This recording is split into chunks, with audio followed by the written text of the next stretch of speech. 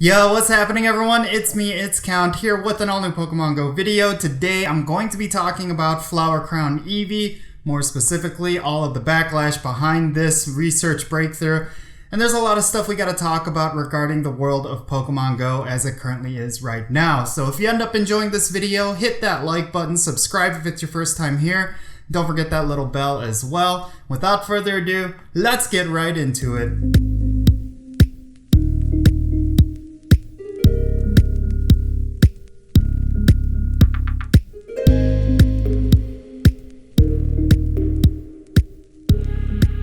Alright, so as you may know, for the month of September, we have a brand new research breakthrough. It's Flower Crown Eevee. A lot of people were taken aback by this, mainly because it is not a legendary Pokemon, and a lot of people were expecting something like Rayquaza or even Kyogre and Groudon to keep going.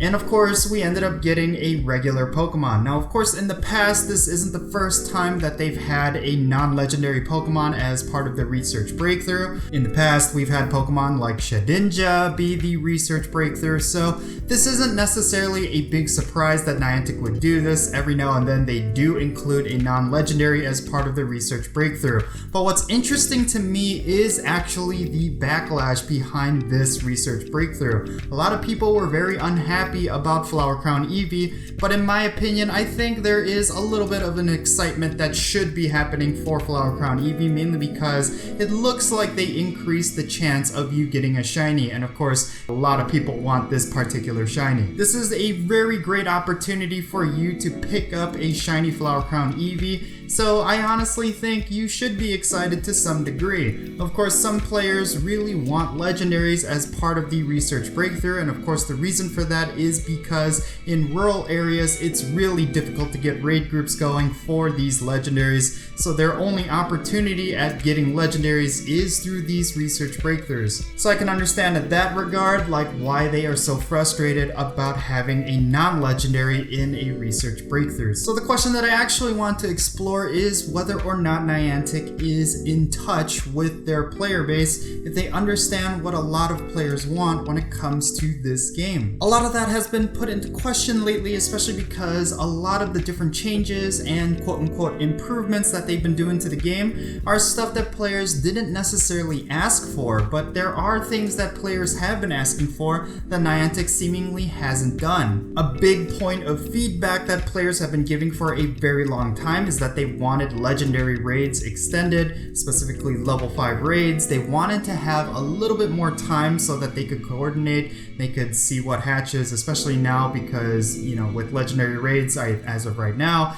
it could be either Raikou, Suicune, or Entei. There is kind of like a random chance. And for people who specifically want a specific Pokemon, like for example, if I wanted a Raikou raid, well, I have a 1 in 3 chance that the raid will be Raikou, or, you know, I just have to kind of coordinate a raid on the fly as soon as a Raikou hatches. Typically, these are not very successful raids simply because players do not have enough time to go out there to the raid within a 45-minute time. So yeah, a lot of players are frustrated that Niantic has not extended the raid timers in a long time. But instead, what they ended up doing is extending the raid timers for level 1 through level 4 raids, which a lot of players were kind of confused about, mainly because these are raids that typically do not need an extension, mainly because if you're soloing or if you're looking to pick up an Absol or a Tyranitar, it's much easier to coordinate raids for those, mainly because it requires less people. But for legendary raids, we still have a much shorter time compared to the other raids. So a lot of players were thinking maybe they should have done it the other way around. Keep the level 1 through level 4 raids shorter, but have the legendary raids extended, especially now with the legendary beasts being in raid battles. So it just seems like the talk within the community is that Niantic is out of touch, but I actually think maybe people are just being very negative, that people have a tendency to complain as opposed to seeing the positives, because I actually think this summer has been a phenomenal summer where Niantic has implemented a lot of stuff that players have been asking for. So quite honestly, I think they are not out of touch with the community. We've seen a lot of quality of life improvements. We've seen event after event after event. While some people might say that's kind of a negative because of the whole event fatigue thing that's starting to grow. We've gotten a new appraisal system that's a lot more concrete, gives you a lot more information. We have new sorting options. We have a lot of little things that Niantic has implemented that has drastically helped the player base, and it's stuff that the player base have been wanting for over a year now. We've had improvements to PvP, which has been really good. We're getting a leaderboard system and a progression system that players have been wanting as well. We also got an extension to the raid schedules, so like every day, instead of, like for example here in Chicago, we got an extra hour. Instead of raids ending sharply at 7:30, now they end at 8:30, so a lot more players are able to raid because they end work around 7 o'clock.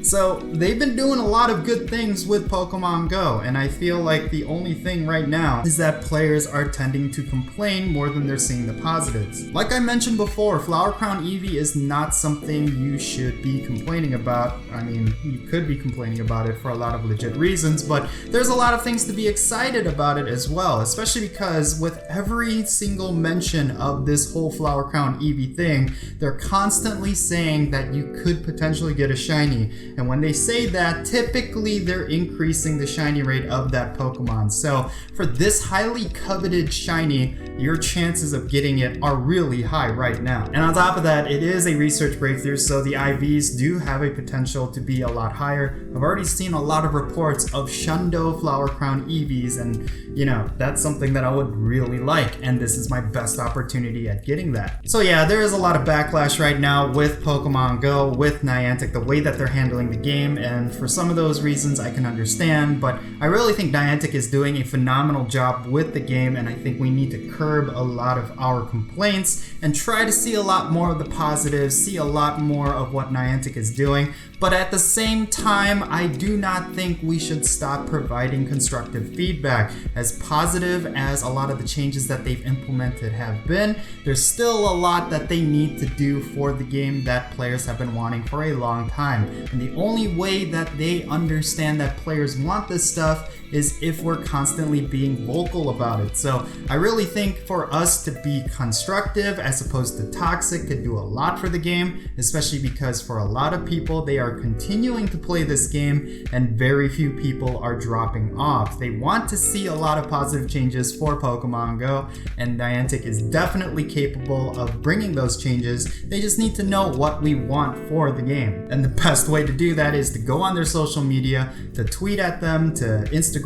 post them, you know, like go on their comments for their Instagram posts, whatever, you know, just tweet at Niantic support with your requests and just provide some great feedback instead of being toxic, because lately I've been seeing a lot of people be toxic when it comes to their Twitter posts and, you know, a lot of the different announcements that they do. A lot of the responses tend to be very negative, but I don't think this is constructive at all. What I really want to see is players just being, you know, just very positive, just enjoying a lot of the content, but also letting them know, hey, we still want some of this other stuff too. So please be aware that, you know, like for what you're doing right now, it's really great, but we would also like this stuff as well, and please consider it. You know, just be like that, you know, just have a great attitude towards Niantic. They're doing a great job. I mean, we have to show them appreciation. We have to give credit where credit is due. They're doing a really great job with Pokemon Go. As much as this backlash is, you know, well merited for some people, I know for a lot of other people, it's not well merited. They don't need another shiny Groudon or another shiny Rayquaza. They just, you know, like, why not take a break? You know, it's just, I don't know. So yeah, if you're someone who is very unhappy about the research breakthrough, I can understand, but at the same time, I really implore you to be a lot more positive. It's only for 1 month. If you really want legendaries through the research breakthrough, just wait a month and I'm sure that they're going to introduce something really cool, really special. They've been on top of a lot of these things. They're definitely thinking about what players want. As much as we like to think that they are out of touch with the player base, they are actually very much in tune with the player base. You know, a lot of these people who work at Niantic are very passionate about Pokemon Go, believe it or not. So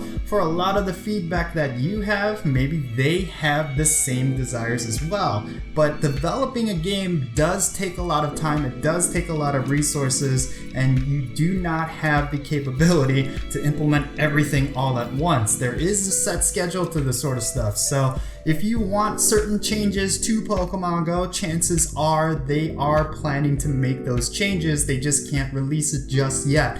They have a priority list of stuff that they do want to release first. So yeah, do keep that in mind. Anyway, I really hope you enjoyed this video. I gave a lot of my opinions in this video, and you know, honestly, it's kind of like the core of my channel. So yeah, if you want opinions on Pokemon Go, you're at the right place. But yeah, speaking of which, if you ended up enjoying this video, if you share the same opinion, even if you disagree with me, definitely share your thoughts in the comments section below. I would love to start a discussion regarding this whole thing. And yeah, if you ended up enjoying it, hit that like button, subscribe if it's your first time here, and don't forget that little bell. Check out the links in the description below. You could probably pick up one of these pins, you know, so yeah, cool stuff. Anyway, I am Count Jinsula, and I will catch you all later.